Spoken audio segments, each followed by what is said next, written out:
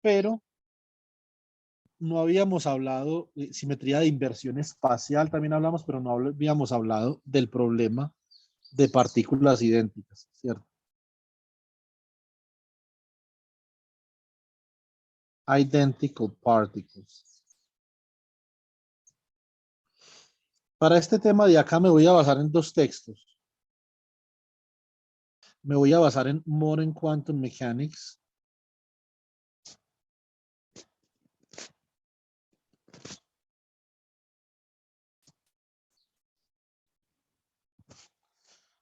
de JJ Sakurai y de Jim Napolitano.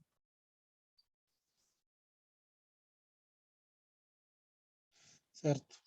Entonces, y si no me falla la memoria, esto debe de ser el capítulo 7, chapter 7.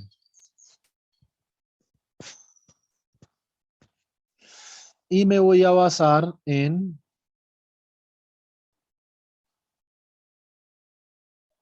Advanced Quantum Mechanics de Franz Schwabel. ¿Cierto? Chapter 1, 2 y 3. Los primeros 3 capítulos del libro de Franz Schwabel. Y yo diría que le podemos adicionar acá un libro a esto, que sería Quantum Mechanics.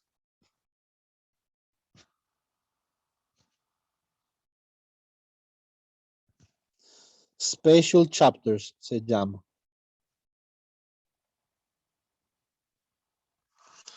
De Walter Greiner. Y acá, básicamente, podemos ver los capítulos 2 y 3. Listo. Bueno, muy bien. En el canal de YouTube, ustedes pueden encontrar un curso bajo el nombre de Many Particle Quantum o Many Body Quantum Mechanics, ¿cierto? Entonces, un curso que ofrecimos con la Universidad del Valle y la Universidad de Pamplona durante el paro, y ahí van a encontrar el contenido de esta sección, digamos, mucho más expedito, pues, ¿cierto? Y mucho más específico. Entonces, vamos a ver en qué versa el problema de muchas partículas, ¿cierto? Entonces, Many Particle Quantum State. Many Particle Quantum State. Puedo escribir un Many Particle Quantum State gamma como un estado, ¿cierto? En donde voy a tener diferentes números cuánticos y para cada número cuántico voy a tener un número de partículas diferentes. Entonces, por ejemplo, en el primer número cuántico voy a tener N1 partículas, en el segundo N2, en el tercero N3, hasta NN partículas, ¿cierto? Y definimos operadores de creación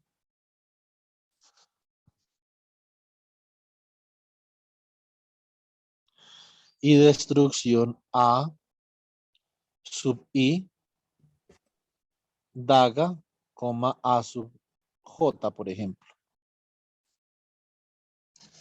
Entonces, A sub I daga crea una partícula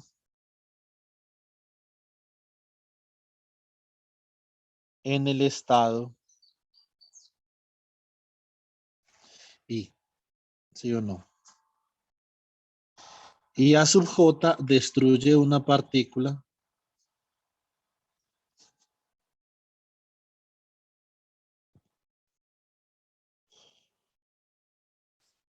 en el estado J. Uno tiene que definir bien qué es lo que significa esto primero, o sea, esos números cuánticos que van a significar. Eh, ¿Qué es lo más importante? Si yo dijera, por ejemplo, ¿qué mensaje me debo de llevar a la casa de este tema de mecánica cuántica de muchas partículas? Es el álgebra. Hay un álgebra acá, álgebra de los operadores. Yo diría que ese es el mensaje.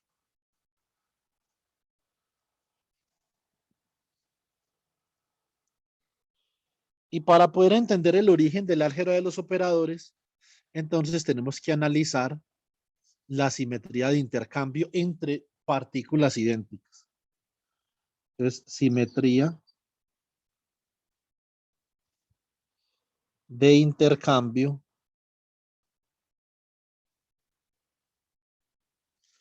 entre partículas idénticas.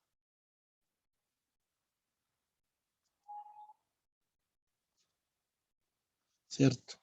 Muy bien. Entonces,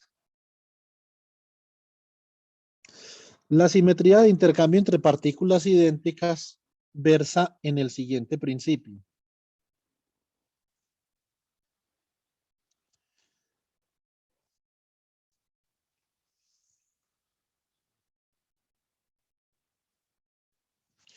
Yo tengo, por ejemplo, tengo una partícula acá,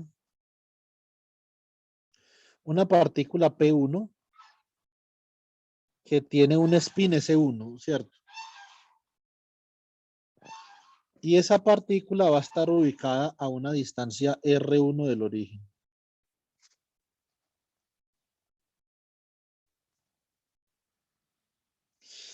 Voy a tener una partícula P2 acá que tiene un spin S2 y esa partícula va a estar ubicada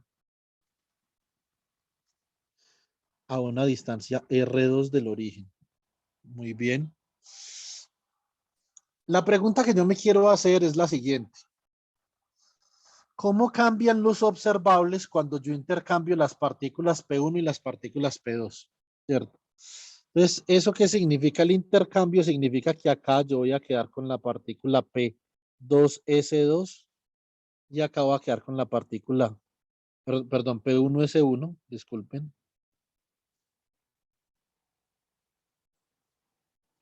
Y acá voy a quedar con la partícula P2S2.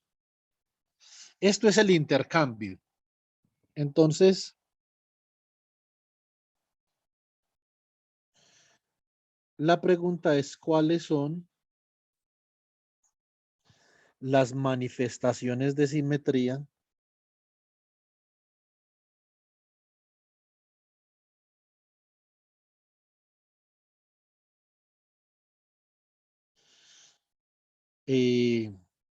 ante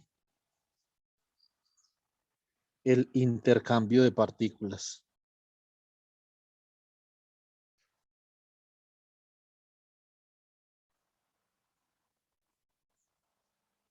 Esta es una pregunta, es decir, ¿cómo cambia? Otra forma de establecer esta pregunta es, ¿son los observables simétricos ante el intercambio?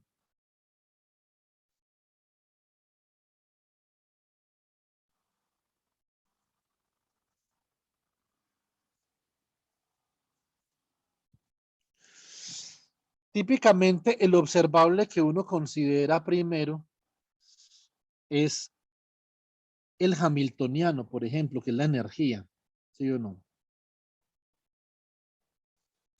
Entonces, básicamente, si yo quiero escribir un hamiltoniano para este sistema de partículas, supongamos que esas son partículas que tienen tanto, esas son partículas que tienen tanto masa como carga, ¿cierto? Entonces tenemos un hamiltoniano. El hamiltoniano lo va a escribir así, de la partícula 1,2, 1,2. Entonces esto va a ser, vamos a escribir esto en los colores que habíamos dicho acá. La partícula 1 está en amarillo, entonces momentum de la partícula 1 sobre 2 veces la masa de la partícula 1 más momentum de la partícula 2 al cuadrado sobre 2 veces la masa de la partícula 2. Ahora vamos con un potencial. La primera partícula, supongamos que esta partícula de acá está sometida a un potencial como de esta forma. ¿Sí o no? Un segundo.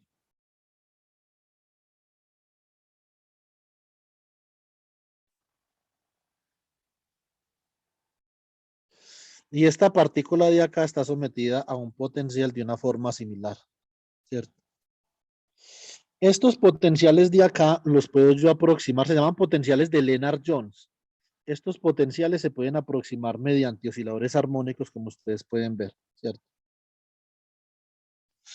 Entonces, por lo tanto, yo voy a considerar que cada una de esas partículas está confinada por un potencial armónico de diferente frecuencia. Donde la frecuencia naturalmente va a depender de la partícula, ¿cierto? De los grados de libertad de la partícula. Entonces voy a tener para la partícula 1 un medio de m omega al cuadrado, hagamos las dos omegas iguales, q1 al cuadrado. Ese es el potencial armónico que aproxima el confinamiento de la partícula 1. Hay una diferencia entre potencial de confinamiento y una diferencia entre potencial de interacción. Si eso los confunde, por favor, me lo hacen saber, que es importante discutir esa parte. Hay una diferencia muy puntual entre los dos. Este sería el potencial de confinamiento para la partícula 2. ¿Cierto? Nos faltaría un potencial de interacción. Si estas son partículas con carga, por ejemplo, nosotros podríamos decir que tenemos un potencial de Coulomb acá, ¿cierto? Entre esas dos partículas. Entonces tendríamos, por ejemplo, menos la carga 1 por la carga 2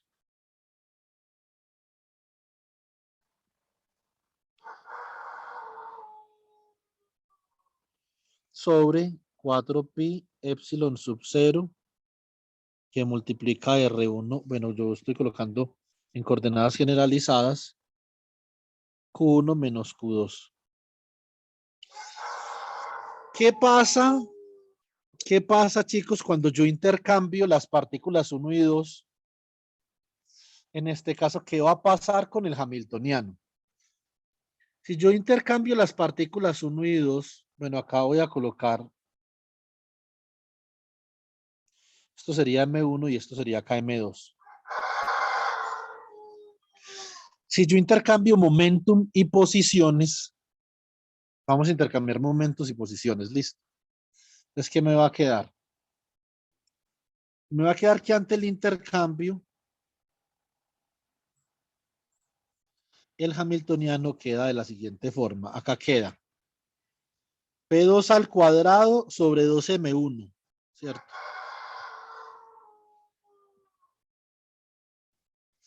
Acá me va a quedar, me va a quedar como algo así, un segundo. Me queda como eh, más P1 al cuadrado sobre 2M2.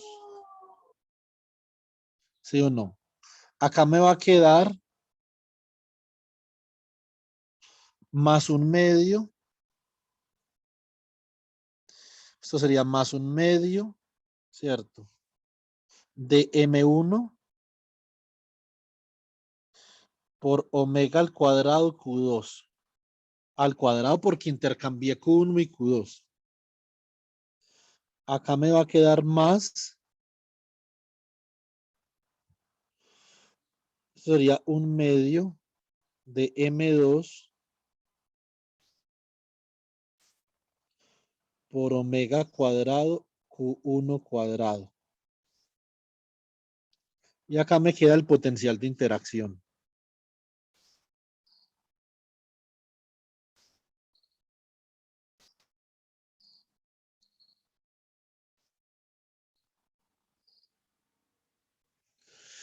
Observen una cosa. Yo no puedo establecer que estos dos hamiltonianos son iguales. Bueno, realmente acá si yo intercambio, como para conservar el orden de las cosas, escribamos Q2 menos Q1, que sería igual a Q1 menos Q2. Yo no podría decir que estos dos hamiltonianos son iguales, es decir, que hay una simetría de intercambio, a no ser que las masas sean iguales, ¿cierto?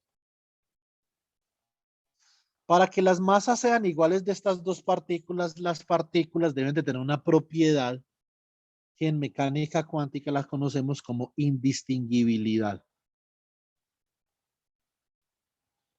Indistinguibilidad. Las partículas en mecánica cuántica son indistinguibles. Usted no puede saber cuál es la diferencia entre un electrón y un protón, ¿cierto?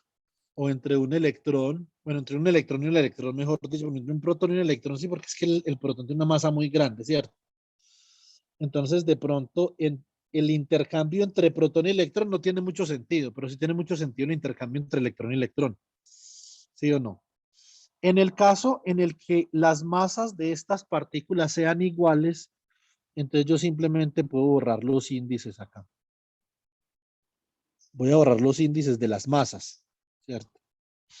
Lo mismo acá. Si yo borro los índices de las masas, ahora entonces el hamiltoniano se convierte en simétrico bajo el intercambio. Entonces el hamiltoniano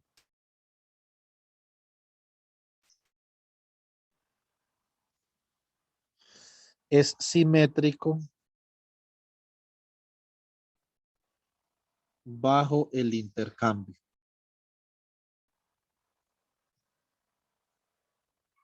¿Cierto? Bueno, muy bien. Entonces,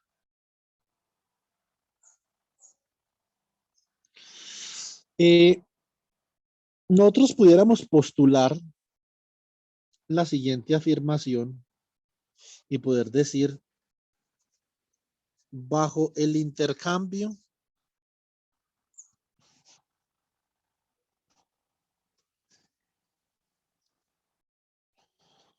todos los observables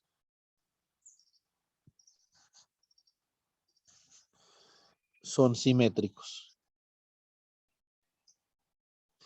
Es decir, la observación no va a depender de la posición en la que esté una determinada partícula con respecto a la otra, sino que va a depender básicamente de cómo es que se están comunicando esas partículas, ¿cierto?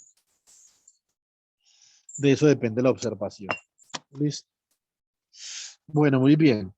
Entonces, vamos a ver ahora entonces la densidad. La densidad también ha de ser un observable, ¿cierto? Yo acá puedo preguntarme cuál es la densidad. Segundo, chicos.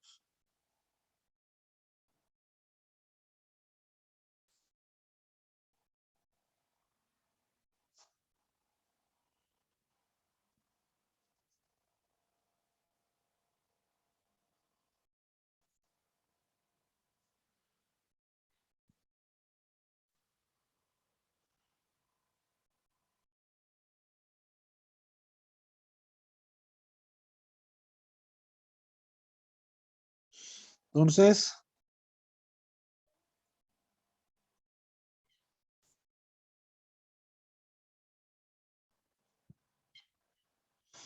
me voy a preguntar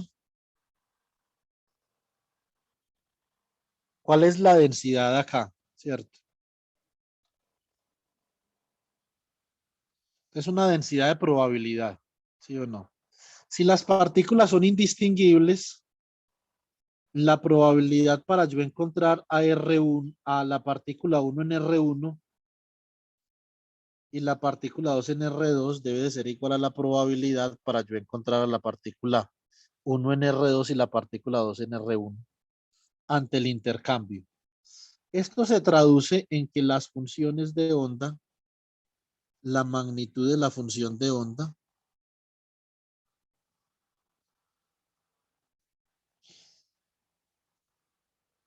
para yo encontrar a P1 en R1 y P2 en R2, va a ser igual a la magnitud para yo encontrar AP1 en R2 y AP2 en R1. ¿Sí o no? De aquí yo puedo hacer la siguiente afirmación. Yo puedo afirmar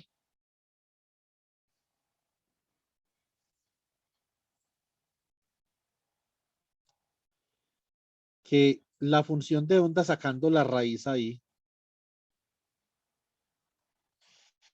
sería igual a más o menos la función de onda bajo el intercambio de posiciones, o esto sería igual a E a la I teta por sí de R2, R1. Es decir, tengo dos posibilidades.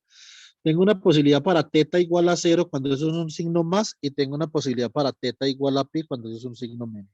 ¿Cierto? Dos posibilidades. ¿De qué dependerá?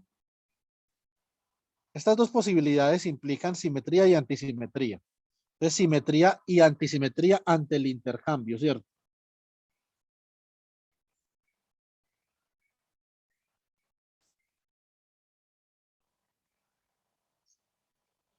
Simetría y antisimetría ante el intercambio.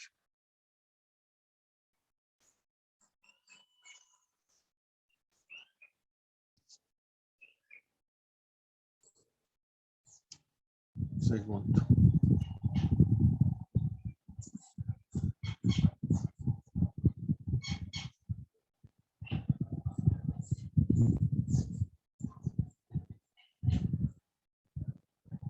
Bueno, muy bien. Entonces, la función de onda no es un observable. El observable es la densidad. Entonces, no tendríamos problema que la función de onda sea antisimétrica ante el intercambio, ¿cierto? Entonces, podemos decir que simetría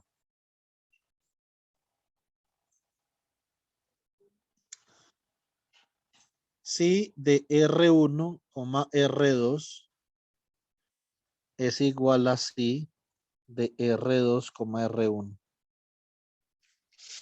Esto es una simetría, ¿sí o no? Ahora, revisemos una antisimetría.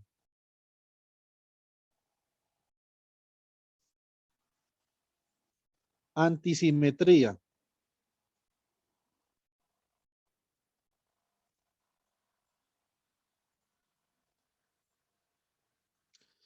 Si de R1, R2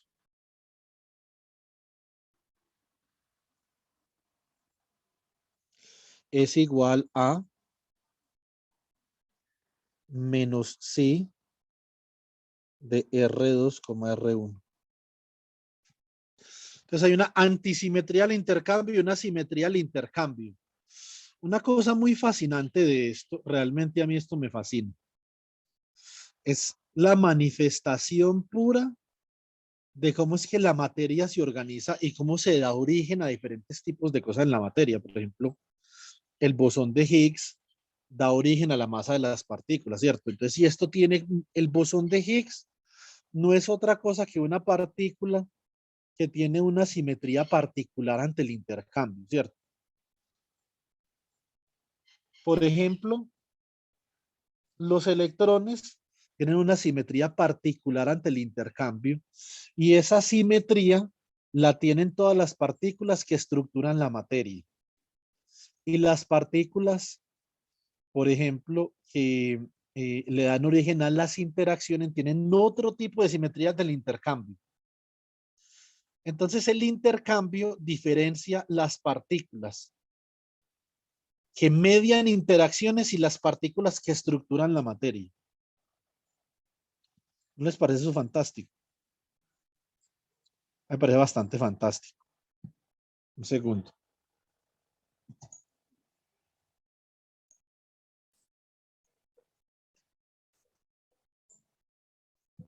A ver.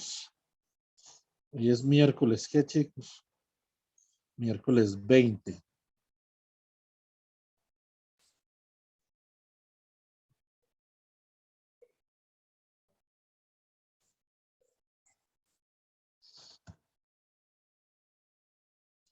Bueno, muy bien. Entonces,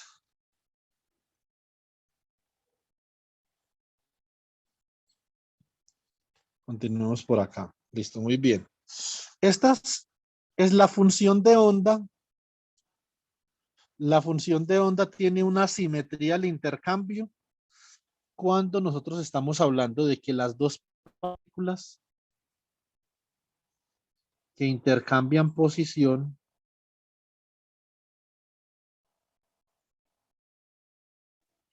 son bosones, se llaman así. Ya les voy a explicar por qué.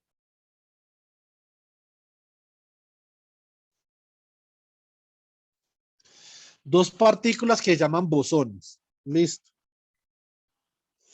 Tienen la propiedad de que el spin es un entero y su densidad en un esquema de muchas partículas, es decir, el número de bosones por unidad de volumen a una energía determinada, viene dado por una función de distribución de probabilidad, ¿cierto? Que conocemos como la función de distribución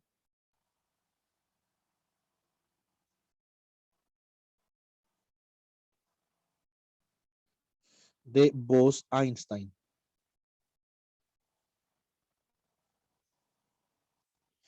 Vamos a correr esto un poquito para abajo. ¿Cierto? Entonces, la función de distribución de Bose-Einstein es una función de distribución que se llama NBE de epsilon la energía y esto es 1 sobre E a la beta epsilon menos 1.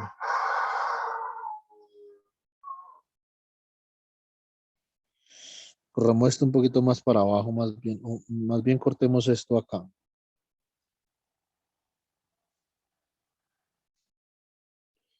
Y lo pegamos acá.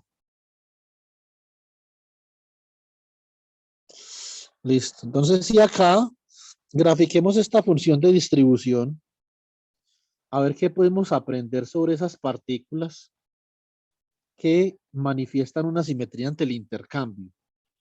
De la función de distribución vamos a poder aprender muchas cosas. Esta es la energía y esta es la función de distribución. Que es partículas, número de partículas en una energía particular por unidad de volumen. O sea que esto es una densidad. Y esto va a depender de la temperatura, naturalmente. Beta, porque beta es igual a 1 sobre K sub B, que es la constante de Boltzmann por la temperatura. A relativamente alta temperatura, esta función de distribución se comporta de esta forma. Usted comienza a reducir la temperatura y la función de distribución se comienza a comportar distinto. A menor temperatura,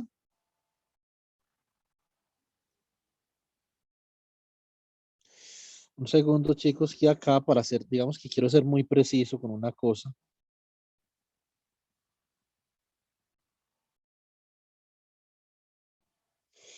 Y para tener mayor precisión, entonces voy a hacer el gráfico diferente.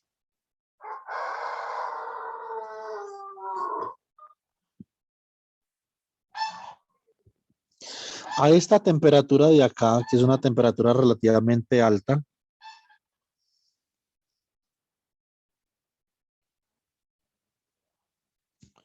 a ver, vámoslo así.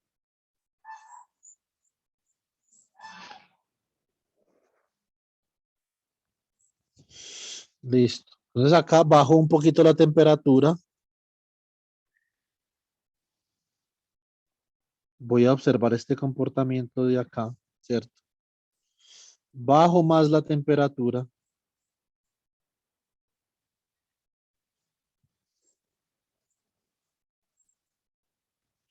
Observo este comportamiento de acá. Si sigo bajando mucho la temperatura,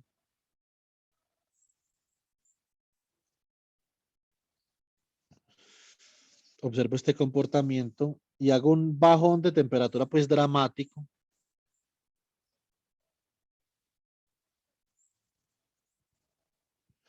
Vamos a observar este comportamiento. ¿Qué pasa en la última fase?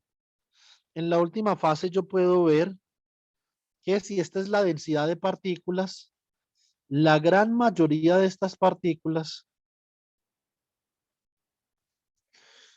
se encuentran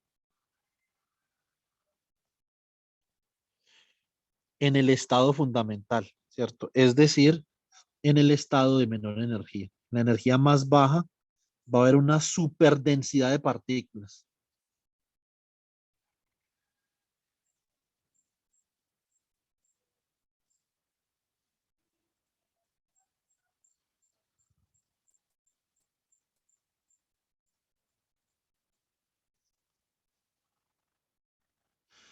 De hecho, este fenómeno tiene un nombre en la física. Nosotros una vez lo discutimos en clase. Yo no sé si ustedes pueden relacionar ese fenómeno con lo que discutimos en clase. ¿Quién cree saber cómo se llama este fenómeno?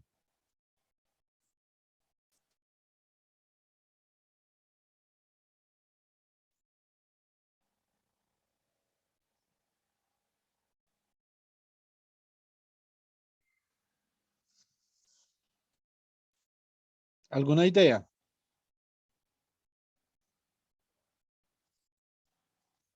El fenómeno en donde estas partículas que llamamos bosones van a ocupar macroscópicamente el estado de menor energía de un gas de partículas, por ejemplo.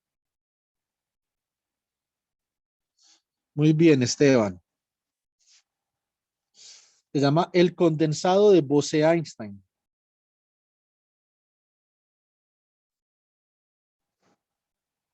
Este fenómeno físico acá se llama condensado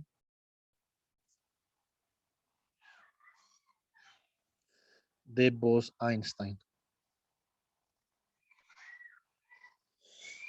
Y esto todo deriva de la simetría de intercambio de la función de onda de los bosones, ¿cierto? Un ejemplo de bosón es, por ejemplo, el bosón de Higgs. Otro ejemplo de bosones es, por ejemplo, el fotón, una vibración, ¿cierto? Esos son bosones. Ahora vamos a mirar qué pasa cuando tenemos una antisimetría al intercambio.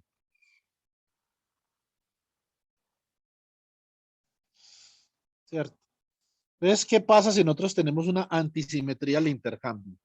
En este proceso de la antisimetría al intercambio, entonces básicamente nosotros vamos a tener dos partículas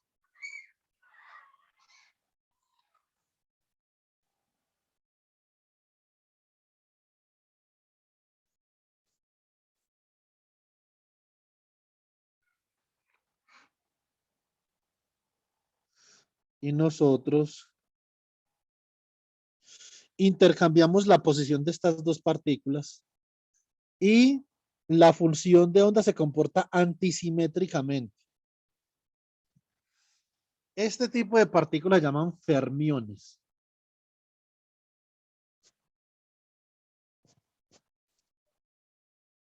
¿Cierto?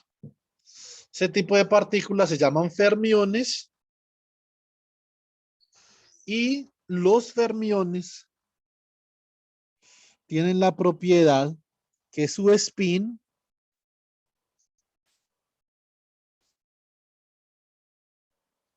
es un entero medios. Hay bosones con spin cero, ¿cierto? Entonces esto sería un entero n, pero que puede ser cero. Pero esto no puede ser cero para los fermiones. Ese entero tiene que ser un entero positivo. Entonces acá tenemos los fermiones con spin 1 medio, fermiones con spin 3 medios, con spin 5 medios, ¿cierto? Y en contraste con los bosones, los fermiones obedecen a algo que se llama la función de distribución de Fermi-Dirac, no de Bose-Einstein, sino de Fermi-Dirac. Entonces, pues una estadística obedecen a una estadística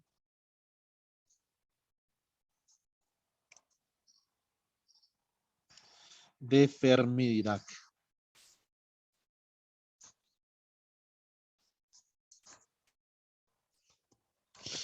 Entonces acá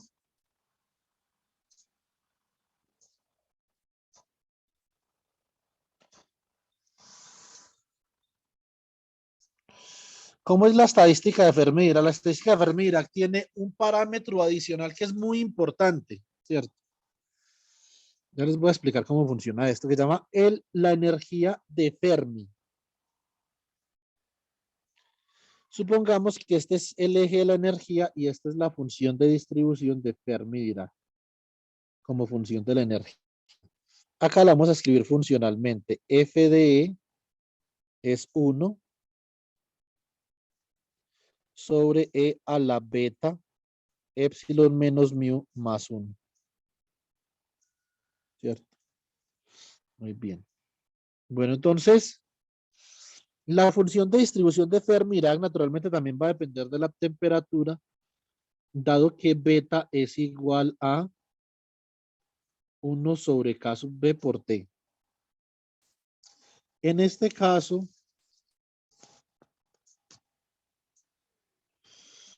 para temperatura cero o muy cercana a cero,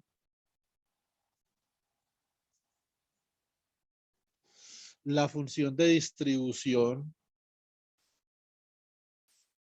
de Fermi-Dirac, entonces la función de distribución de Fermi-Dirac es como si fuera un escalón, pero al revés, ¿cierto? Para energías por debajo de la función de Fermi, la función de distribución de Fermi-Dirac es 1. Y para energías por encima de la energía de Fermi, la función de distribución de Fermi-Dirac es 0, ¿cierto? Eso significa que a temperatura cero,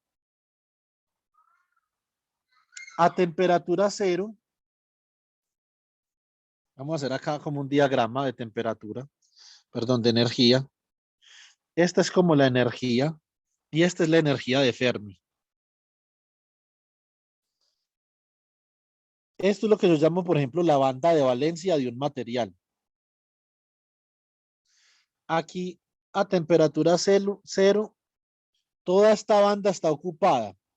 Es decir, no hay estados disponibles para que venga un electrón y se meta ahí, ¿cierto? Todas las configuraciones posibles para los electrones están ocupadas. Eso es lo que es un estado. De eso hablamos el viernes. Listo. Un estado es una forma particular en la que se puede configurar un sistema físico.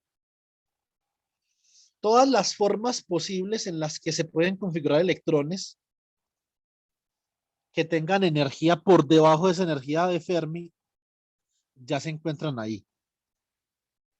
O sea, todas las posibles configuraciones están ocupadas, ¿cierto? Y por encima de la energía de Fermi, todas están desocupadas. O sea que usted, mediante algún tipo de transición, usted podría excitar un electrón en la banda de valencia a lo que llamamos la banda de conducción. Esto se llama banda de valencia, por ejemplo, en un material.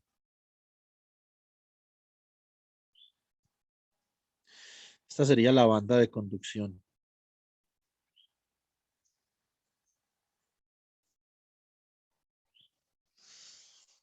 ¿Sí o no? Ahora, ¿qué pasa cuando yo comienzo a aumentar la temperatura? Que los electrones en la banda de valencia comienzan a excitarse térmicamente. Y por lo tanto, la función de distribución de Fermi-Dirac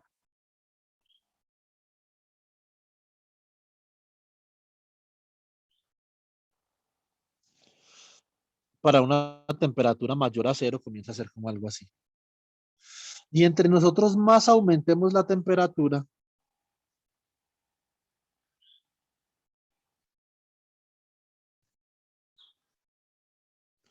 es esta función de distribución digamos que más se va a querer pronunciar. Venga, yo trato de hacer esto como un poquito. Segundo.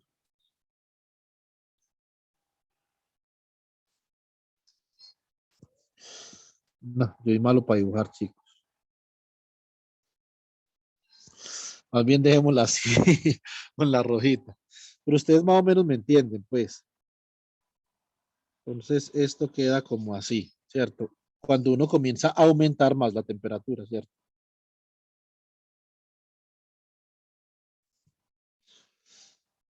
Esto se ve muy bien si ustedes, por ejemplo, derivan, si ustedes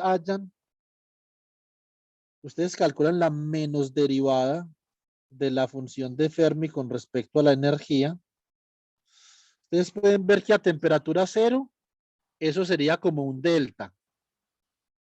Y a temperatura finita,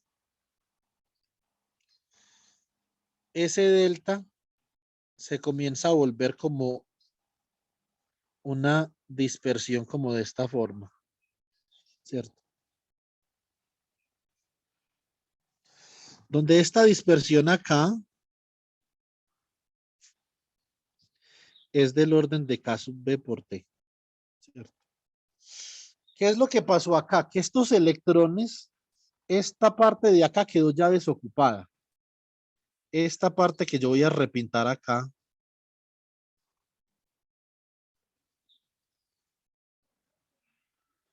quedó realmente vacía ya, ¿cierto?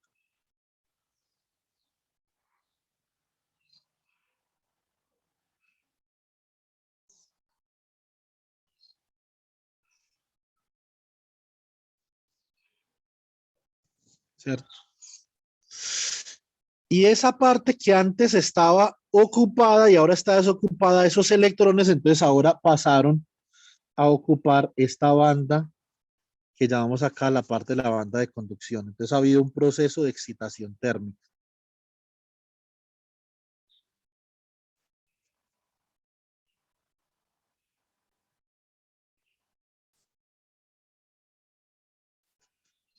Entonces acá esa parte azul de la banda de valencia quedó desocupada y esta parte blanca de la banda de conducción ahora está ocupada.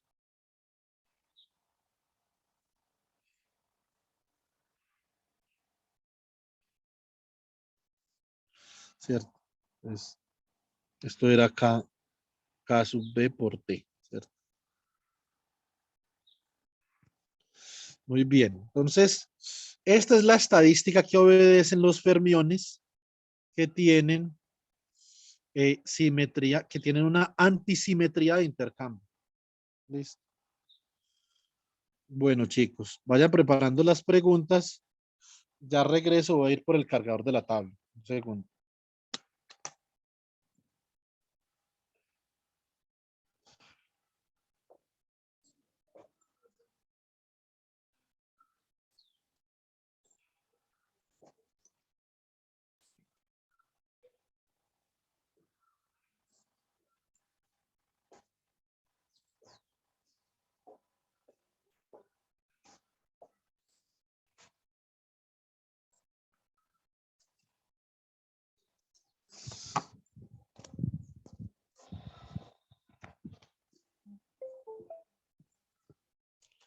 Listo.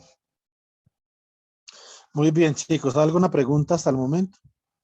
Sí, profe, pues yo tengo la verdad muchas preguntas, pero básicamente quería preguntar por algo que habías mencionado y que todavía no entiendo muy bien, y es que estamos diciendo que todos los observables son simétricos ante el intercambio, pero digamos, yo me imagino que un observable, pues no sé si sea sintético, que quizás no es simétrico ante el intercambio.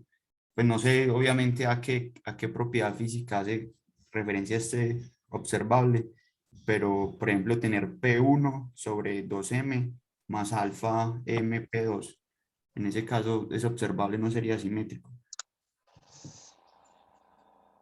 Sí, lo que pasa es que no tendría mucho sentido ese alfa ahí. ¿Usted qué es lo que usted tiene, por ejemplo?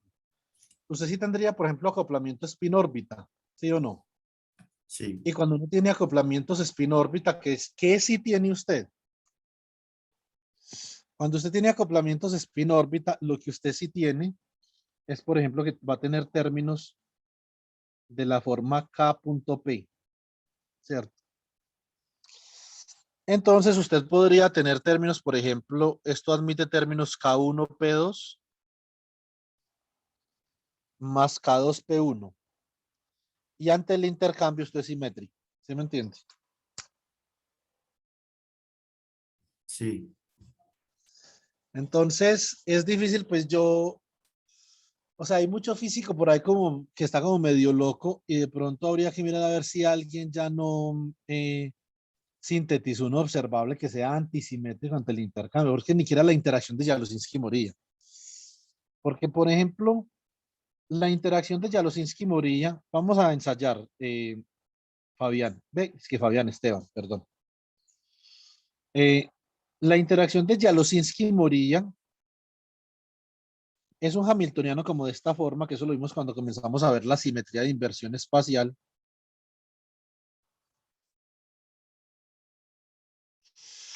Producto punto con S1 cruz S2. La interacción de Jaroszewski Morilla es antisimétrica ante el intercambio. Entonces dicen, oiga, yo tengo una interacción que es antisimétrica ante el intercambio. Entonces dicen que lo pillaron a uno pues con las manos en la masa, ¿cierto? Pero resulta que la interacción de Jaroszewski-Morilla no es un observable. Lo que es un observable es todo esto de acá. ¿Cómo esto quedaría, por ejemplo, sería el Hamiltoniano 1-2? ¿Cómo se vería el Hamiltoniano 2-1? El Hamiltoniano 2-1 sería D21 punto S2 cruz S1, ¿cierto? ¿Sí o no? Entonces resulta que como la interacción de Jaroszewski-Morilla es antisimétrica ante el intercambio, esto queda como menos D1-2 producto punto con S2 cruz S1. Pero el producto cruz per se es también antisimétrico, o sea que S2 cruz S1 es menos S1 cruz S2, o sea que esto queda D12 punto S1 cruz S2. Esto, ustedes se van a divertir mucho con esto en el segundo punto del parcial, que fue una cosa que yo una vez les expliqué también con la integral de camino. Ese día me dijeron que habían sido muchas matemáticas por hoy, ¿cierto? Pero eso es un punto interesante, ¿cierto? Ahí en la integral de camino ustedes van a descubrir que la polarizabilidad, el tensor de polarizabilidad, tiene contribuciones de tensores de rango 0, tensores de rango 1 y tensores de rango 2, ¿cierto? Pueden descomponer la contribución del tensor de polarizabilidad. Ahora, eh, dentro de estos tensores va a haber un tensor que tiene que se manifiesta antisimétricamente. Eso no significa que la polarizabilidad sea antisimétrica ante el intercambio, significa que uno de los tensores lo es. Por lo tanto, ha de haber otra cosa ahí, en esa expresión tensorial que también sea antisimétrica para que antisimétrico por antisimétrico es simétrico. ¿Sí me explico, Esteban? Ah, ok, profe. Pero entonces podría decirse, pues ya que usted mencionó que posiblemente haya un físico por ahí todo lo que diga lo contrario, que eso es más bien como una especie de postulado. Mm, sí, eso es como un postulado, ¿cierto? Pero no sé qué clase de postulado será, pero como un postulado. Porque si hay alguien que sintetiza un sistema físico sea antisimétrico en intercambios, o sea, yo no sé si eso es posible, ¿cierto? Y tampoco sé si la naturaleza admite eso por simetría, Esteban. Yo podría decir que la naturaleza, por ejemplo, la naturaleza va a admitir monopolos magnéticos por simetría. Entonces, digamos que eso no sería descabellado que alguien encuentre un monopolo magnético. Un observable que sea antisimétrico de intercambio, no estoy seguro. Ahí sí me corchó.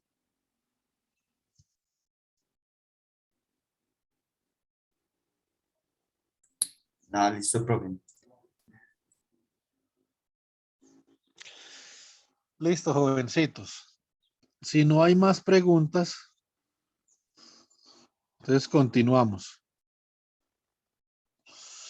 Eh, bueno, muy bien. Entonces, vamos a pensar en cómo construir, entonces, construcción de estados simétricos y antisimétricos.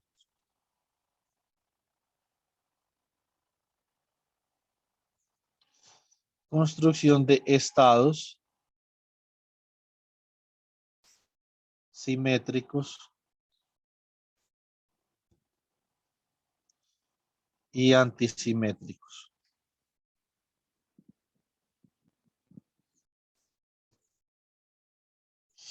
¿Cierto? Bueno, muy bien. Entonces, por ejemplo, yo podría decir que un estado,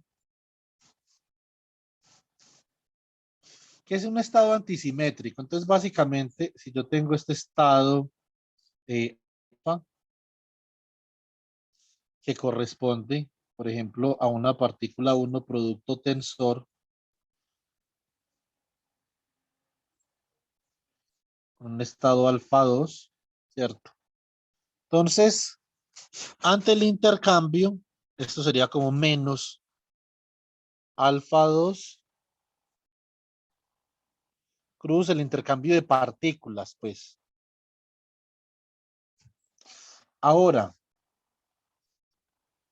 por simplicidad, por el momento, yo voy a expresar esto como la proyección del estado sobre una base, entonces voy a hablar de función de onda. Es una función de onda antisimétrica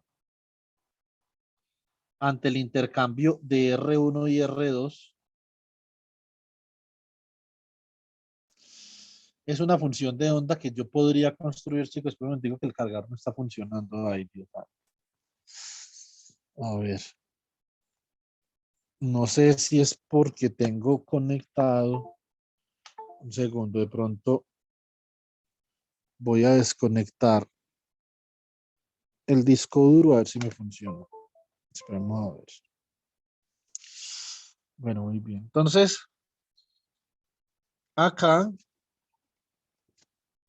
¿yo qué tengo?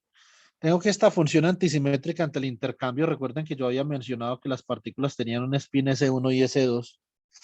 Entonces yo puedo expresar esto como una función de onda espacial, puramente espacial, R1, R2, por una función de onda spin de S1, S2. ¿Cierto? Este producto entre funciones de onda espaciales y de spin, funciones de onda spinoriales, anoten esto que es muy importante, chicos. Esto solo es posible en ausencia de acoplamiento spin-órbita, o sea, cuando los grados de libertad orbitales y espinoriales o los grados de libertad espaciales y espinoriales están completamente desacoplados, ¿cierto? Entonces podemos escribir acá en ausencia de acoplamiento spin-órbita.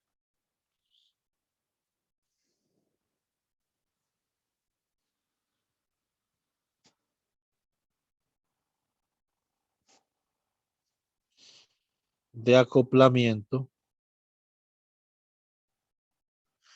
spin-órbita,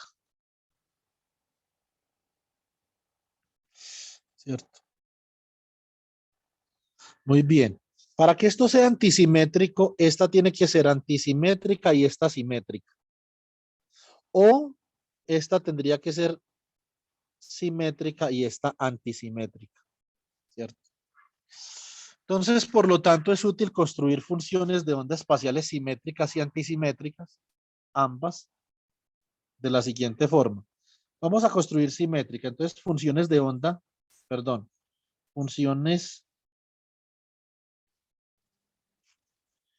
de onda antisimétricas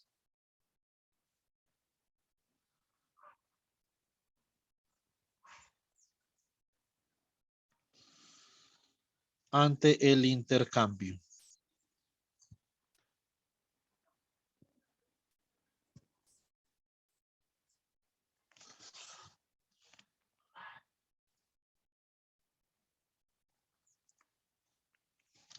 Muy bien, entonces, ¿cómo se construye esto? Una función de onda espacial antisimétrica ante el intercambio la voy a poder expresar como el producto de una función para una partícula que se encuentra en el estado 1 en la posición R1 y una partícula en el estado 2 en la posición R2 menos, segundo,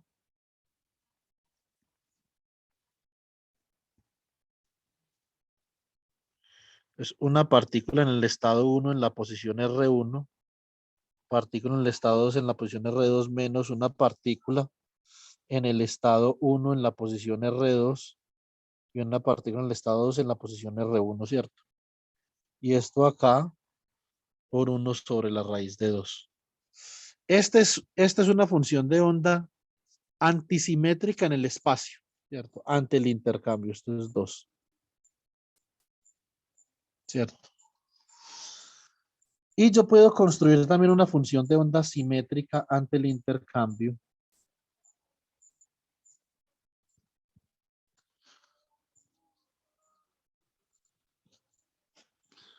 Esto es Phi1, R1, Phi2, R2, más Phi2 o Phi1, R2, Phi2, R1, ¿cierto? Muy bien. Ahora, por ejemplo, nosotros en clase, cuando vimos la parte de los coeficientes de Clebsch-Gordon y vimos la base acoplada y la desacoplada, vimos, por ejemplo, funciones de ondas pinoriales simétricas ante el intercambio, ¿cierto? Por ejemplo, la del estado triplet. Esta era 1 sobre la raíz de 2, el get up, down, más el get down, up. Y vimos la función de onda antisimétrica, que era la del estado singlet, que era 1 sobre la raíz de 2, up, down, menos down, up. ¿Sí o no? Entonces así podemos construir la función de onda antisimétrica ante el intercambio teniendo funciones de onda simétricas y antisimétricas de spin y simétricas y antisimétricas de en la posición, ¿cierto? Bueno, muy bien.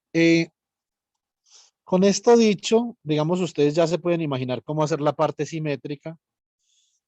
Vamos a ver un principio súper importante que está relacionado con la simetría de intercambio y la indistinguibilidad de partículas que se llama el principio de exclusión de Pauli.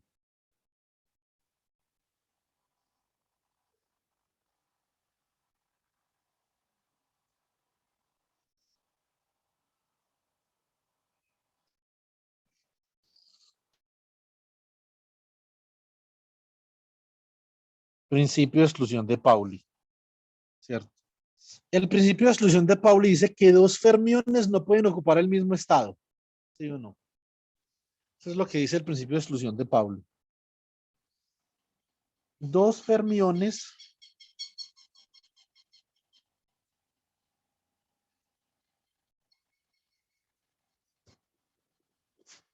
no pueden ocupar el mismo estado. Por lo tanto, esta es la razón por la cual la función de distribución de Fermi-Dirac se ve de esta forma. Ustedes van a observar que para una energía particular, digamos para esta energía de prima, la ocupación es unitaria, ¿sí o no? Solo puede haber un fermión con esa energía. No pueden haber dos, uno solo. Y por lo tanto, este fenómeno de condensación, que sí se manifiesta para los bosones, no se puede manifestar para los fermiones, es imposible, ¿cierto? Entonces, dos fermiones no pueden ocupar el mismo estado, ¿cierto? Muy bien. Recuerden que la indistinguibilidad de partículas Y esta estadística de Fermi de aquí de Bose-Einstein es una estadística que es particularmente útil. ¿En qué contexto? En el contexto cuántico. Esto es para partículas en mecánica cuántica que son indistinguibles, en clásica no. Y por lo tanto la estadística clásica es diferente, se llama la estadística de Maxwell-Boltzmann, ¿cierto? Bueno, muy bien. Ahora,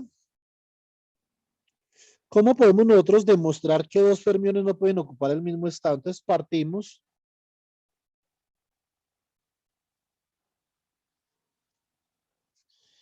de la función de onda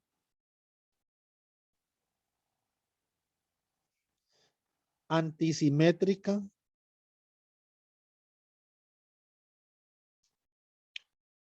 bajo el intercambio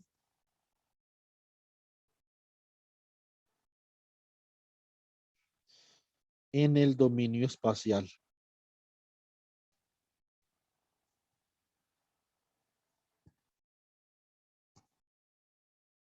Listo. Bueno, muy bien. Entonces acá, ¿qué vamos a tener? En este caso, nosotros tenemos la función de onda antisimétrica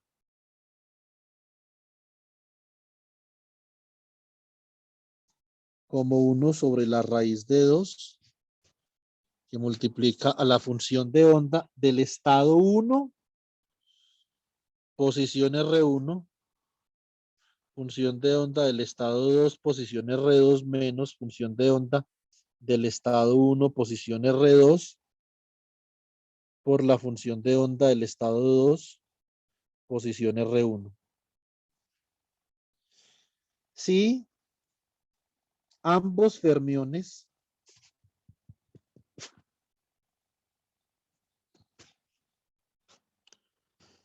se encuentran en el mismo estado,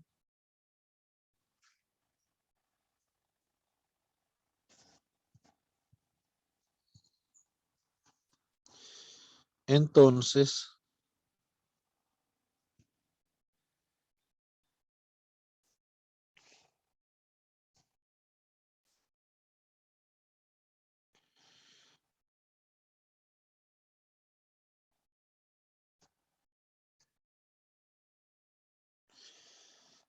básicamente que nosotros, ¿cómo tendríamos esto? Tendríamos phi sub A antisimétrica de R1, R2 igual a 1 sobre la raíz de 2 por phi 1 de R1, phi 1 de R2 menos phi 1 de R2 por phi 1 de R1. Y esto sencillamente da 0, ¿cierto? O sea que realmente esa combinación de fermiones no existe, ¿cierto? Está prohibida por simetría. Ahora, entonces ustedes dicen, sí, pero entonces yo le pongo este caso. Usted dice que en la parte antisimétrica del espacio, ambos fermiones ocupan el mismo estado, entonces ese estado multipartícula está prohibido por simetría. Pero, ¿y qué pasa, por ejemplo, si la función de onda de los espaciales simétrica y la función de onda spin es antisimétrica? Ah, bueno, entonces vamos a hacer eso con la función de onda spin, ¿cierto? Entonces, para una función de onda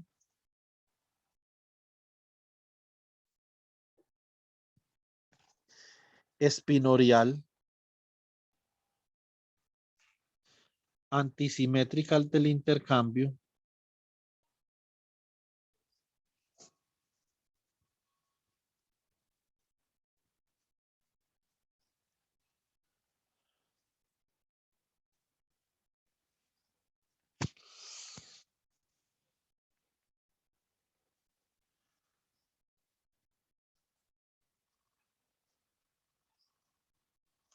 ¿qué tenemos acá?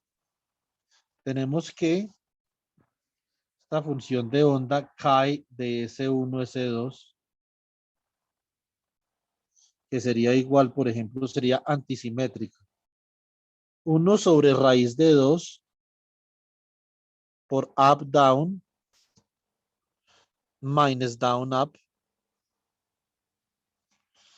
Entonces nosotros obtenemos que, por ejemplo, si el estado de los espines es el mismo, o sea, si S1 es igual a S2, entonces sería, por ejemplo, una función de onda antisimétrica acá de SS. Esto quedaría como 1 sobre la raíz de 2. En el caso de que los dos sean up, tendríamos como esto así. O si los dos fueran down.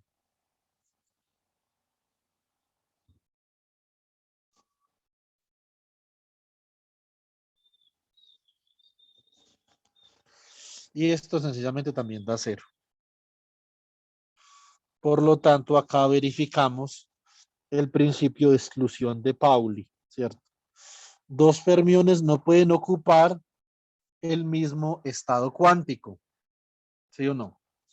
Uno ve, por ejemplo, eso en el átomo de hidrógeno, cuando nosotros estamos hablando del átomo de hidrógeno, si recuerdan,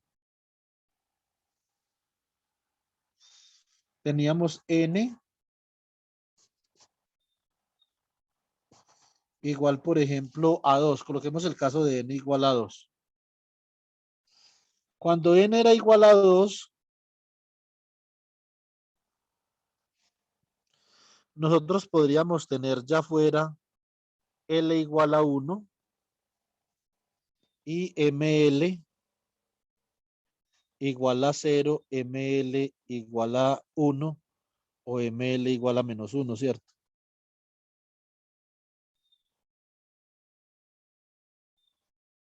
Eso sería ML. Pero también podríamos tener el caso en el que L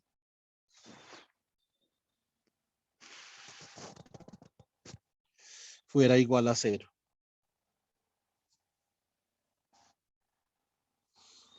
Y ML igual a 0, ¿cierto? Muy bien. Entonces, ¿qué sucede acá? ¿Cómo van a ocupar los electrones esos estados de energía ML, esos subniveles de energía? Solo los pueden ocupar un up y un down. Up y down.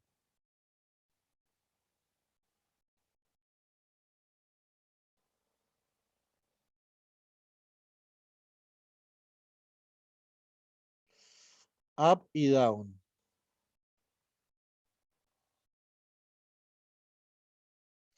¿Sí o no? No pueden haber dos spin up en ese nivel de energía, porque estarían ocupando el mismo estado cuántico, dos fermiones. O sea, la misma energía y el mismo spin, ¿cierto? Tiene que diferir por lo menos en un número cuántico, así sea el spin. Entonces, esto es una manifestación del principio de exclusión de Pauli.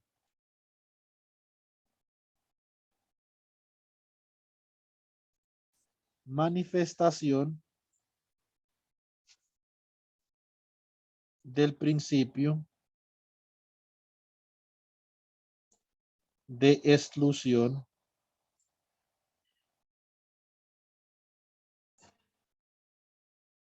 de Pauli, ¿cierto? Ahora, ¿esto qué tan importante es? Nosotros vimos una clase de las reglas de Hund, chicos, ¿sí o no?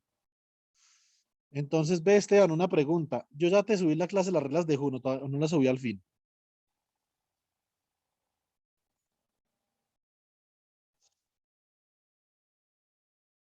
No. Ah, bueno, voy a buscarla a ver. Es una clasecita que es buena tener por ahí. Yo la semana pasada, el viernes, creo que ya le subí un poco de clases.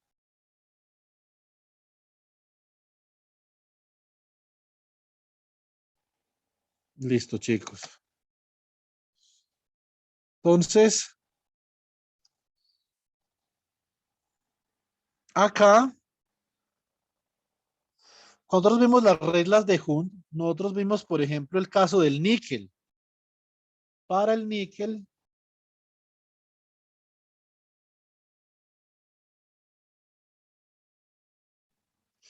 nosotros habíamos dicho que ML L era igual a 2, ¿cierto? Por lo tanto, ML era igual a menos 2, menos 1, 0, 2 y 1. ¿Sí o no? Y entonces, ¿cómo se ocupaban los niveles? Recuerden que las reglas de Hund me tienen que especificar a mí si el número de electrones, si el número de electrones es mayor, es estrictamente menor que 2L más 1 o no, ¿cierto? Entonces, yo tengo, por ejemplo, acá, eh, tengo 5 niveles, 5 subniveles,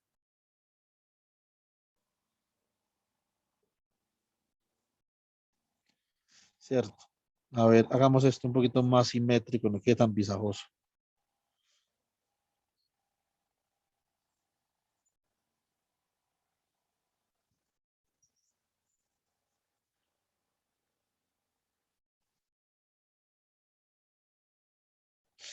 ¿Cierto? Tengo 5 subniveles. Entonces yo, por ejemplo, voy a llenar estos niveles acá.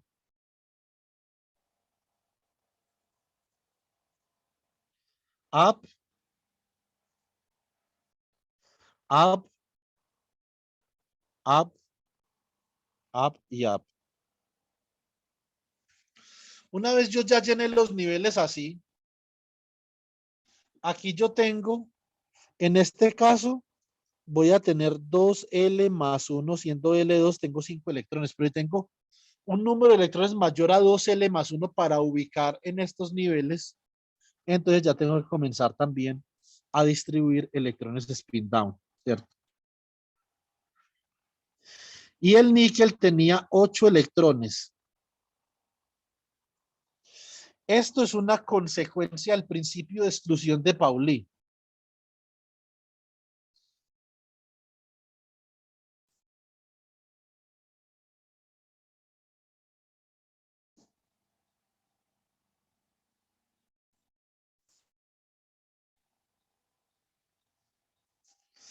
¿Cierto?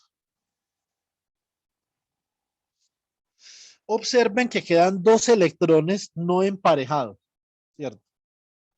Y estos electrones pueden formar iones magnéticos.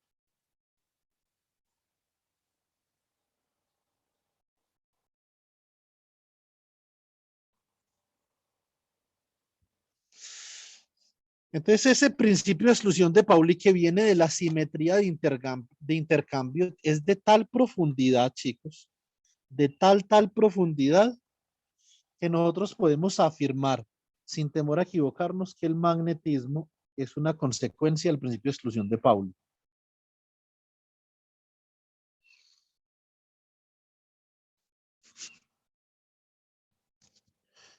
Consecuencia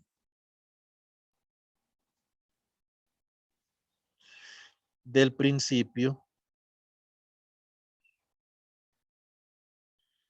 de exclusión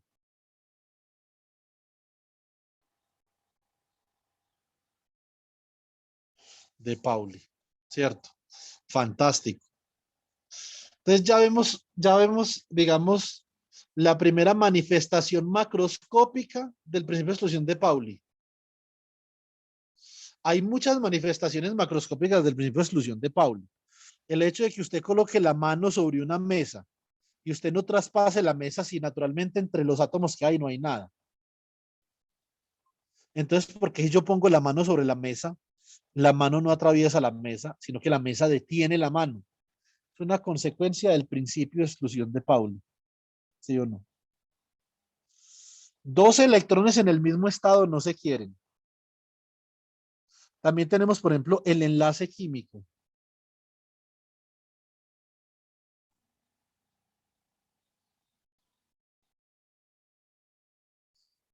El enlace químico. Porque hay enlaces covalentes, porque hay enlaces iónicos, porque hay distribuciones de carga de una forma, distribuciones de carga de cierta otra forma, por el principio de exclusión de Pauli. Entonces, también consecuencia del principio de exclusión de Pauli.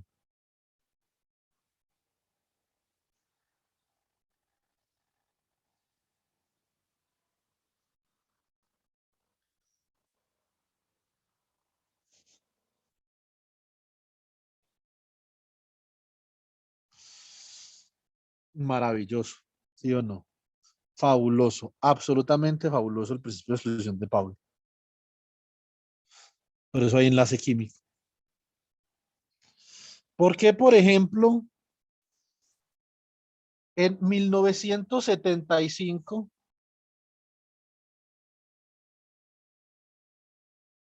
gana el premio Nobel Sir Francis Mott.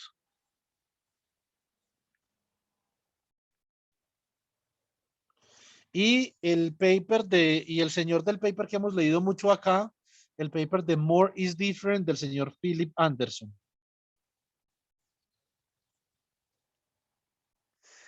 Philip Warren Anderson. ¿Qué sucedió acá? Esta es una cosa muy interesante. Resulta que se descubrió que un metal podía ser un aislante. ¿Ustedes conocen algún metal que sea un aislante o no?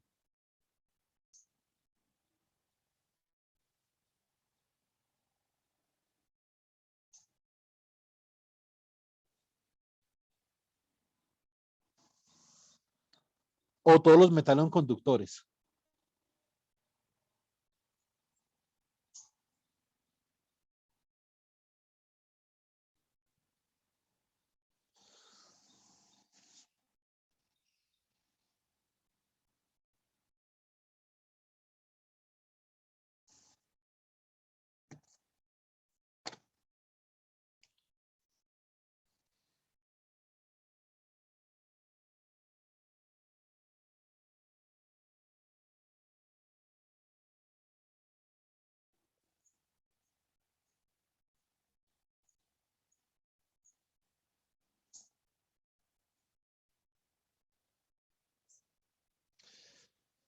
Chicos, ¿algún metal es aislante o no? No, ¿O será profe, que bueno, ah, perdón. cómo? ¿Cómo, Dele, cómo? dele. Dime, Héctor. No, que según yo no hay un metal que sea aislante, a mi entender, a lo que sé. Resulta que, por ejemplo, hay un tipo de material, supongamos que yo voy a esquematizar un material acá.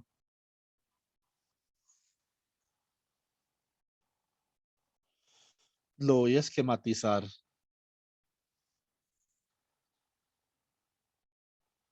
de esta forma. Entonces, en esta red, en los puntos de intersección de esta red que yo voy a dibujar acá, en esos puntos,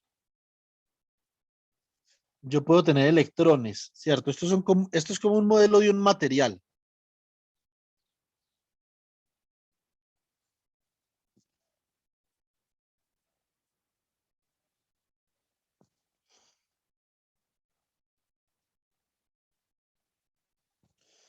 Entonces, en los puntos en donde hay intersecciones, entonces yo voy a tener electrones.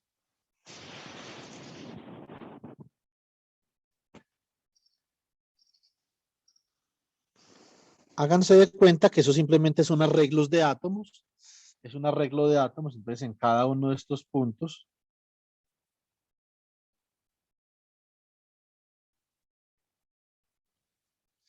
¿Cierto? Entonces en estos puntos hay átomos, ¿sí o no?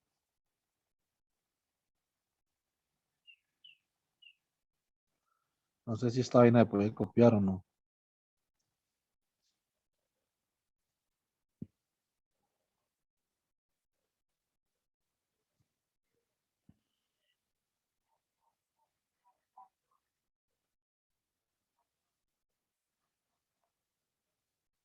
No, pero aquí copiemos esto.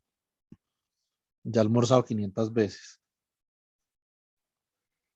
Entonces no los pintemos todos, vamos a esquematizar algunos. Estos son como átomos.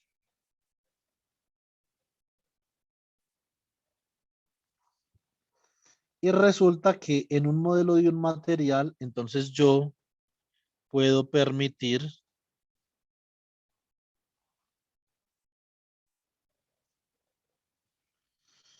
que los electrones se muevan de un punto a otro, que esa, digamos, sería la característica redentora del metal, ¿sí o no? Entonces, ¿qué sucede? Yo en estos puntos puedo tener, por ejemplo, acá puedo tener un spin up. Acá puedo tener un spin up también, ¿cierto?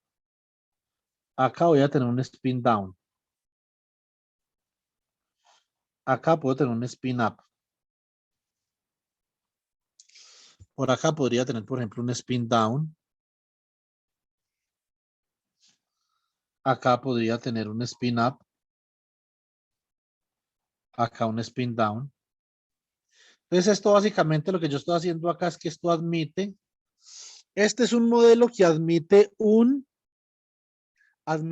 electrón por sitio, ¿cierto?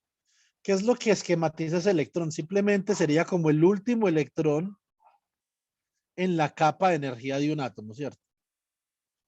Pero esa capa de energía puede admitir dos electrones. Nosotros acabamos de ver eso por el principio de exclusión de Pauli, ¿cierto? Pero ¿qué sucede? Entonces, por simetría, el principio de exclusión de Pauli me permite tener acá mismo un electrón spin down. Eso está permitido. Yo puedo tener acá un electrón spin down también, ¿cierto? Y acá podría tener un electrón spin up. Esto está permitido por el principio de exclusión de Pauli, ¿cierto?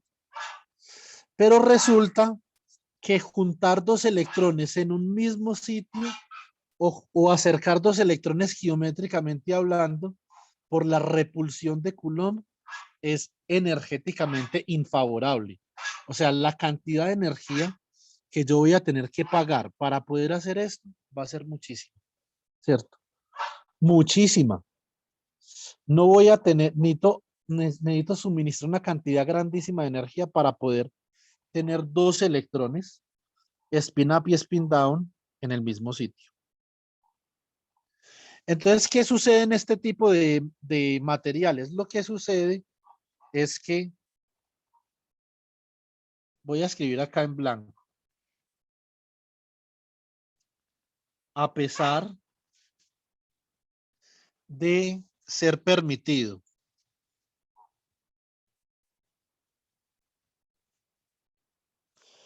por el principio de exclusión de Pauli,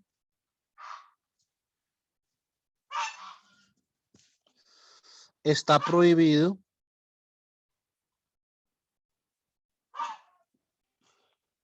por energía.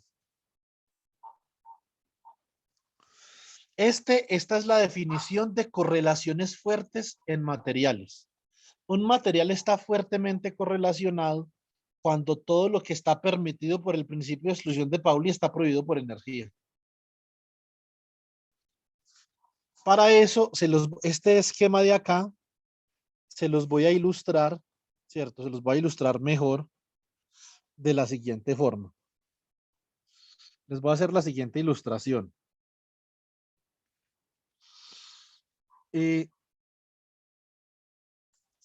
Hay algo que se llama Coulomb blockade staircase.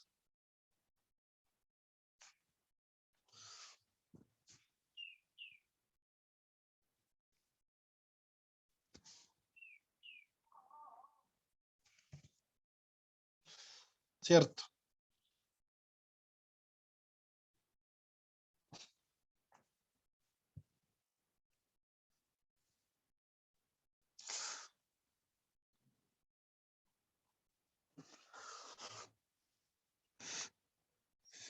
Entonces vamos a mirar una cosa. Acá yo voy a graficar, en este eje voy a graficar la energía necesaria para ocupar uno de estos sitios de acá. ¿Cierto? Y aquí voy a graficar el número de fermiones que tiene cada uno de esos sitios, N. ¿Listo? Bueno, muy bien. Entonces, ¿qué vamos a hacer acá?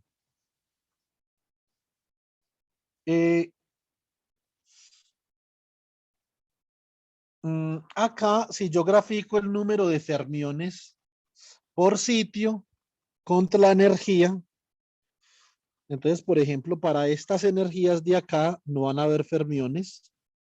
No hay energía suficiente para poner un fermión. Acá ya tenemos una energía para poner un fermión, ¿cierto? Entonces, cuando nosotros aplicamos esta energía de acá, esto digamos que sería como menos E, este sería el eje menos E, entonces yo acá estoy aumentando la energía, ¿cierto? Cuando llego a esta energía, que voy a llamarla la energía E sub 0, ya voy a tener acá un número de fermiones.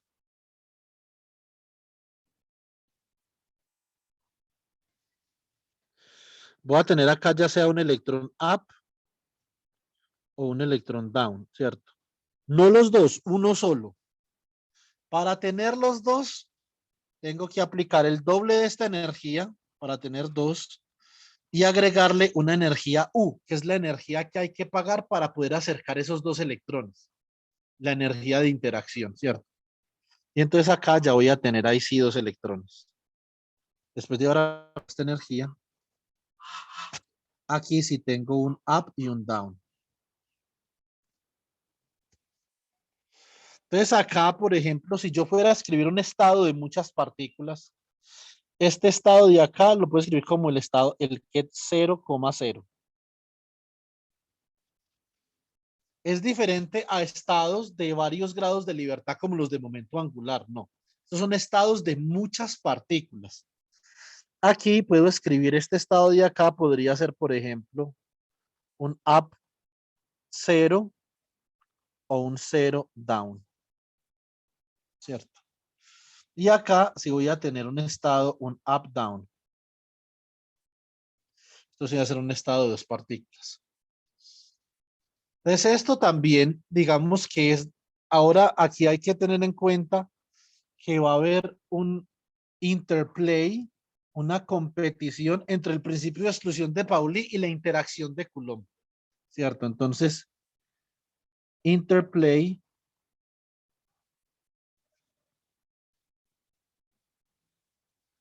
between Pauli's exclusion principle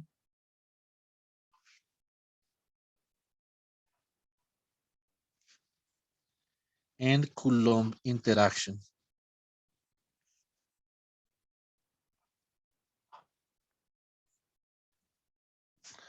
¿Cierto? Bueno, muy bien. Entonces, ahora, ¿cuál es la consecuencia del principio de exclusión de Pauli? ¿Cuál es la consecuencia del principio de exclusión de Pauli sobre la estadística o sobre el álgebra de los operadores?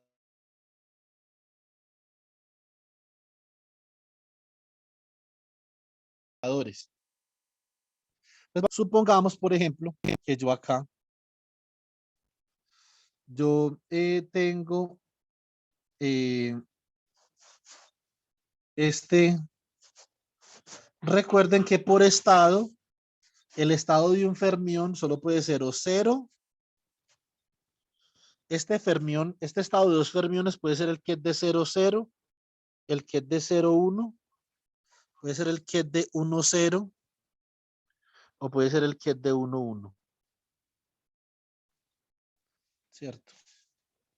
No puede haber más. Entonces, por ejemplo, yo puedo, digamos, decir que C1 daga acá, actuando sobre el ket de 0, 0. Esto es igual a ¿quién? Esto sería igual a 1,0. ¿Cierto? Y C2 daga, actuando sobre el ket de 0,0, sería igual a ¿quién? A 0,1. ¿Cierto? Bueno, muy bien. Ahora, vamos a ver una cosa. En este estado, si yo intercambio las partículas, como son estados antisimétricos, por ser fermiones deben haber un signo menos, ¿cierto? Entonces puedo decir, por ejemplo,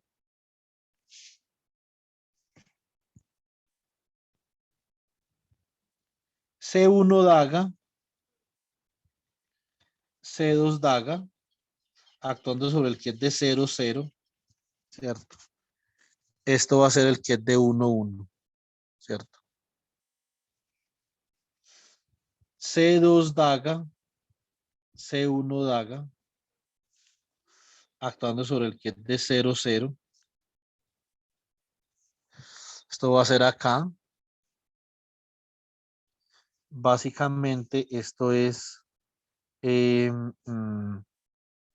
menos, porque aquí estoy haciendo un intercambio en este estado para poder operar primero con C1 daga y después con C2 daga, menos, ¿cierto? El ket de 1,1. Entonces, decir que esta es la ecuación 1 y esta es la ecuación 2. Entonces voy a sumar ecuaciones 1 y 2. Debido a ese signo menos que sale del intercambio, cuando yo sumo esto, yo tengo acá C1 daga, C2 daga, más C2 daga, C1 daga, actuando sobre el ket 0, 0. Sumando acá esto da 0, ¿cierto? Qué curiosidad. Esto es parecido a lo que habíamos hecho ahorita con el estado antisimétrico, ¿cierto? Entonces acá, con este estado antisimétrico, esto es una consecuencia del principio de exclusión de Pauli, ¿cierto? Por lo tanto, esto es 0. Y esto me da un álgebra particular que deben de obedecer los operadores fermiónicos, los operadores de creación de fermiones en este estado. Entonces, algebra for fermionic creation operators.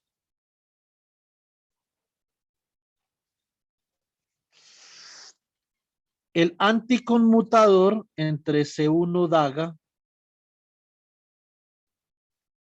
y C2 daga, ¿cierto? Que es igual a C1 daga, C2 daga, más C2 daga, C1 daga debe de ser igual a 0. Esta es un álgebra anticonmutativa, ¿cierto?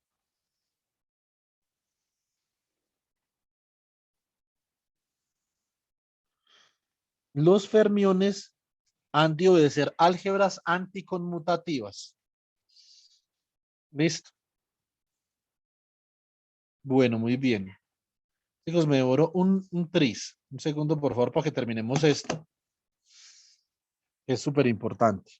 Entonces, vamos a mirar los operadores de destrucción. Entonces, yo, por ejemplo, si yo aplico C1 sobre el ket 0, 0, naturalmente, como yo estoy actuando acá sobre la primera posición, esto es 0. Lo mismo si yo aniquilo este estado, voy a destruir un fermión, ¿cierto? Para el número cuántico 2, pero como ahí no hay ocupaciones 0, entonces esto simplemente es 0, ¿cierto? Diferente sería, por ejemplo, si yo actúo con C1 sobre el ket 1, 1, ¿cierto? ¿Qué pasa acá? Esta vaina es sencillamente el ket 0, 1. Y si yo actúo con C2 sobre el ket 1, 1, esto me da 1, 0, ¿cierto? Muy bien. Entonces estas dos ecuaciones de acá, esos dos problemas de AutoCAD, eh, mm, esos dos problemas de AutoCAD los vamos a poder ver de la siguiente forma. Mucho ojo. Entonces, si yo aplico primero C1 y después C2 sobre 1, 1, Entonces esto me va a quedar acá como lo siguiente. Me va a quedar C2 actuando sobre el ket de 0,1, ¿cierto? Y acá, entonces esto simplemente es el ket de 0,0. Yo puedo hacer lo propio si actúo primero con C2 y después con C1. Entonces, si actúo primero con C2 y después con C1, entonces naturalmente acá hay que hacer un intercambio para poder actuar sobre este estado primero con C2 y luego con C1. Entonces, estoy actuando sobre 1,1. Sería menos, ¿cierto? Esto sería menos C1 actuando sobre 1,0, ¿cierto? Y acá, entonces, ¿cómo me queda esto? Esto me va a quedar como, si aplico C1 acá, esto me queda como menos 0,0. Y sumo estas dos ecuaciones. Sumando, entonces obtenemos que C1, C2 más C2 por C1 actuando sobre el ket de 1,1. Sumo acá, esto da 0, ¿cierto? O sea que los operadores de destrucción van a obedecer también una álgebra anticonmutativa para el caso fermiónico.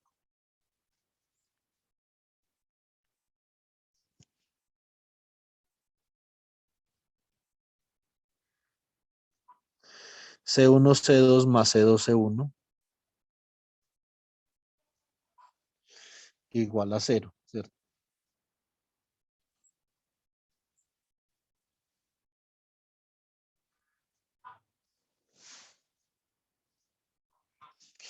Entonces, así como acá, hay una álgebra para los operadores fermiónicos de creación también. Algebra es un algebra for annihilation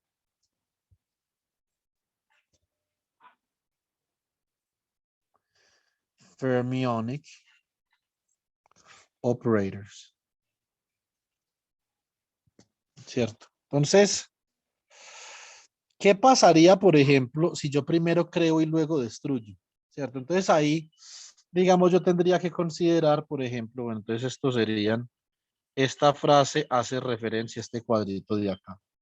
Entonces tengo que considerar, por ejemplo, qué pasa, ¿cierto? ¿Qué pasaría si yo tengo este ket acá, el ket 1, 0? Yo voy a destruir C1 y voy a crear C2, ¿cierto? O sea que esto me queda acá como C2 daga actuando sobre el ket 0, 0, ¿cierto? Y si yo primero destruyo, perdón, primero destruyo acá y luego creo, y acá primero creo y luego destruyo, ¿cierto? Entonces esto sería C1 acá, actuando sobre este de acá, coloquemos acá, eh, a ver, un segundo, hagamos una cosa. Este de acá es 1. No, dejémoslo como estaba, de 0, ¿cierto? Entonces si acá, esto me va a dar 1, 0, pues 1, 0, y esto será,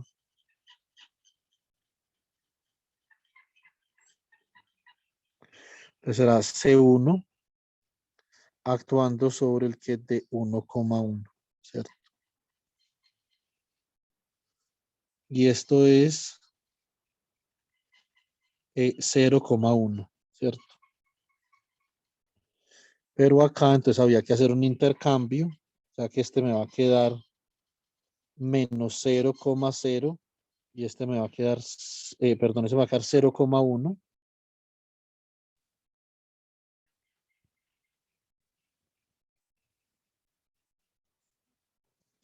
Y este me va a quedar 0,1 también, ¿cierto? Si yo sumo esto, voy a sumar esto, entonces me da que C1, C1, C2 daga, más C2 daga C1, actuando sobre el ket de 1,0, por ejemplo, es igual a 0. Entonces de acá yo voy a obtener una nueva álgebra. Esta va a ser una nueva álgebra fermiónica, pero para un operador creación y uno destrucción. Entonces, for annihilation and creation fermionic operators.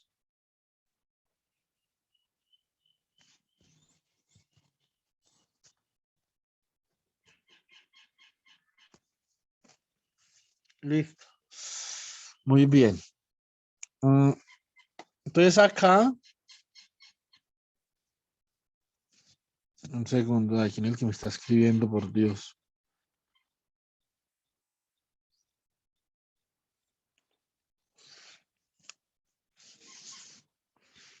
Acá, básicamente tengo yo que esos dos operadores satisfacen esta álgebra anticonmutativa que tengo yo acá.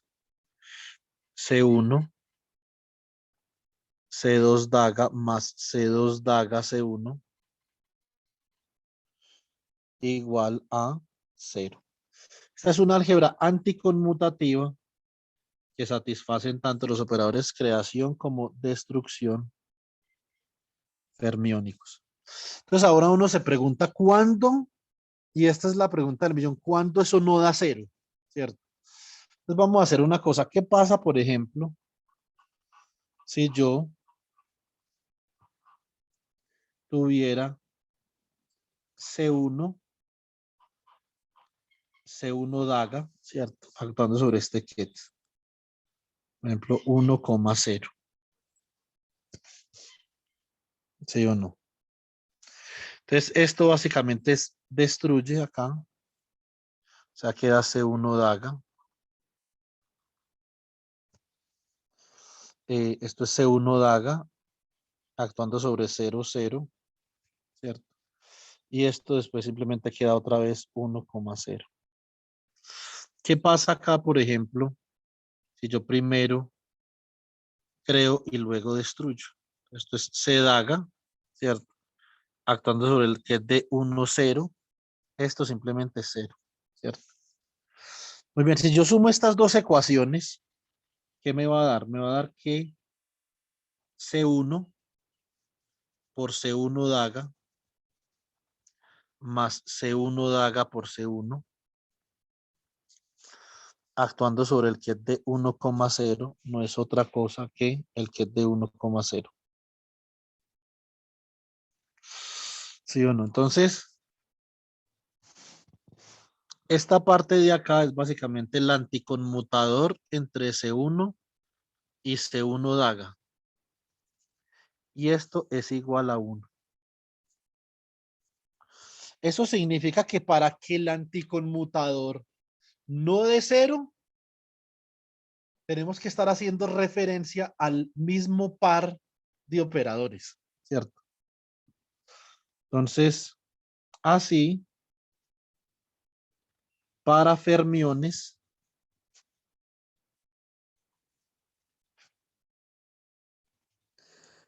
CM, por ejemplo, con CN daga es igual a delta MN, ¿cierto? Eso va a ser 0 a no ser que M sea igual a N, ¿cierto? Esa es la regla para los operadores de segunda cuantización. El viernes les explico esto porque llama segunda cuantización. Y nosotros también sabemos que tenemos que CM con CN, este anticonmutador es Cm daga, lo mismo que el anticonmutador entre Cm daga y Cn daga, y esto es igual a 0. Esto es para fermiones. Para bosones, ya la próxima clase, el problema que les tengo yo en el parcial es un problema para bosones. Ese es un problema bosónico, ¿cierto? Entonces, para bosones,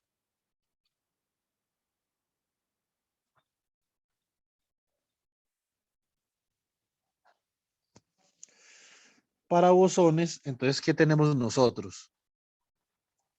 Tendríamos ya no álgebras anticonmutativas, sino álgebras conmutativas. Típicamente el problema para bosones sería como un AN con un AM daga, y esto sería un delta MN. Y lo mismo para bosones, el conmutador entre AN y AM es el conmutador entre AN daga y AM daga, y es igual a 0, ¿cierto? Entonces, este es el álgebra conmutativa y anticonmutativa para bosones y para fermiones. Para fermiones es anticonmutativa debido a la antisimetría ante el intercambio de partículas, y los bosones es una álgebra conmutativa debido a la simetría ante el intercambio de partículas. Yo creo que con esto, digamos, hemos cubierto una parte muy decente de lo que significa la simetría de intercambio y partículas indistinguibles. Ahora lo que tenemos que hacer es ejemplos, muchos ejemplos, y combinar ejemplos con lo que hemos visto en el curso. Por ejemplo, teoría perturbativa dependiente del tiempo con esta vaina, ¿cierto? Eso es algo que sirve mucho para calcular. Entonces mañana nos vemos a las 4, el viernes en clase, y nos vemos entonces el viernes a la hora de Marco. ¿Ustedes tienen con Marcos a las 4 de la tarde o a las 2? ¿Cómo es la cosa?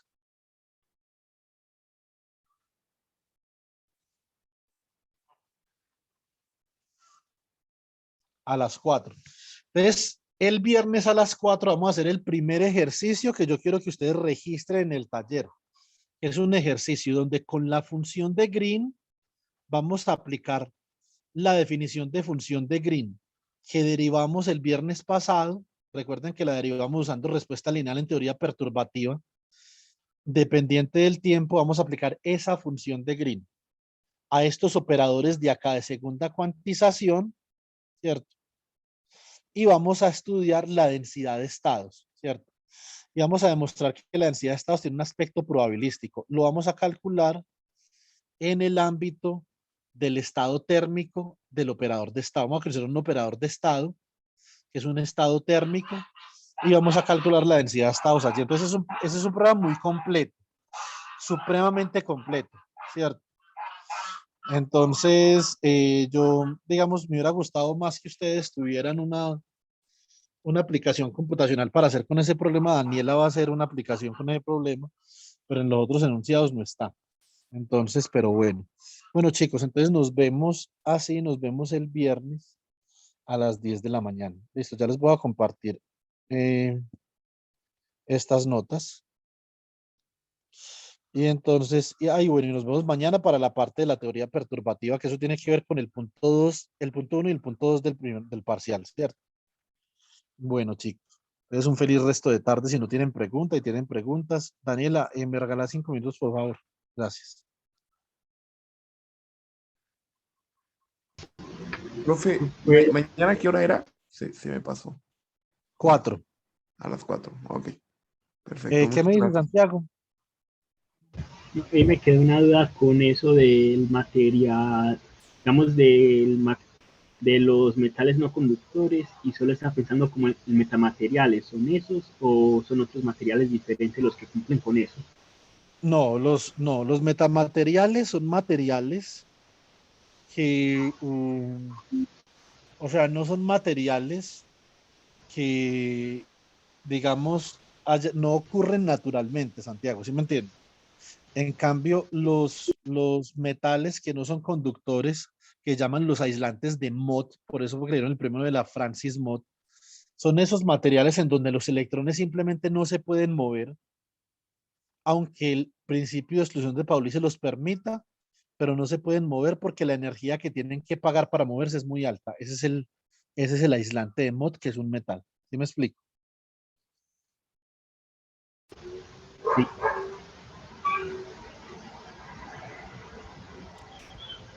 Ah, listo. Listo, Santiago. Gracias.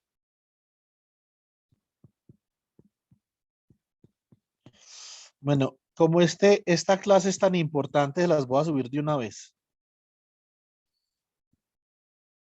Ya la subo. Exchange symmetry. Many particle.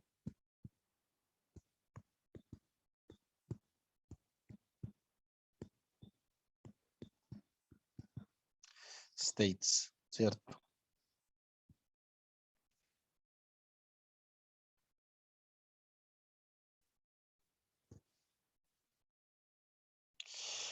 Listo, jovencitos.